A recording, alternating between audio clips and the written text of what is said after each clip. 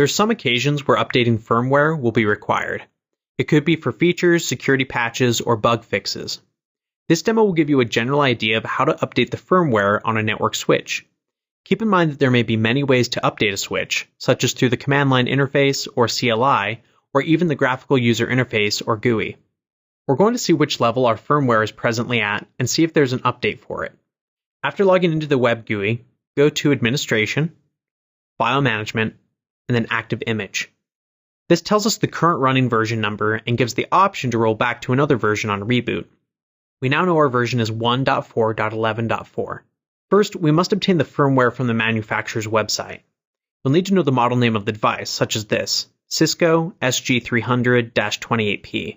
If you're unsure where the firmware is located, you can start by checking out the manufacturer's website or doing a web search. As you can see, this is the same exact model as the switch in the GUI. Let's scroll down and click Downloads. There happens to be a small subversion update, which is 1.4.11.5 for our switch. The details will give you more information related to the update. When I click Downloads, it auto-downloads the firmware version we're requesting. Since we obtained the file, we can now go back to the web GUI. We're already in the file management area, so let's just go to Upgrade Backup Firmware. There are several transfer methods available. However, we're just going to use HTTP, HTTPS. The save action and file type will remain the default. Next, let's browse and grab our firmware file.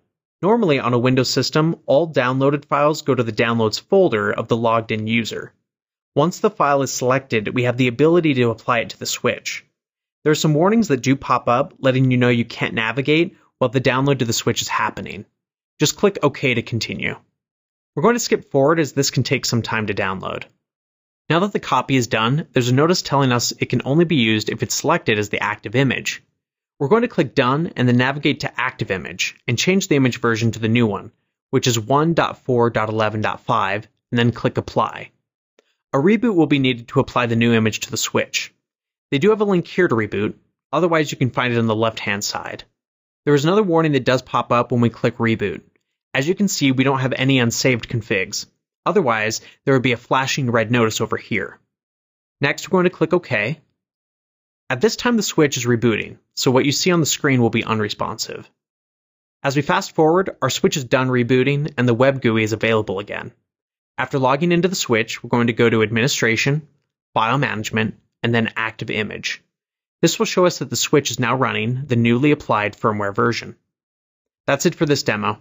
In this demo, we discovered how to obtain firmware and apply it to a Cisco switch.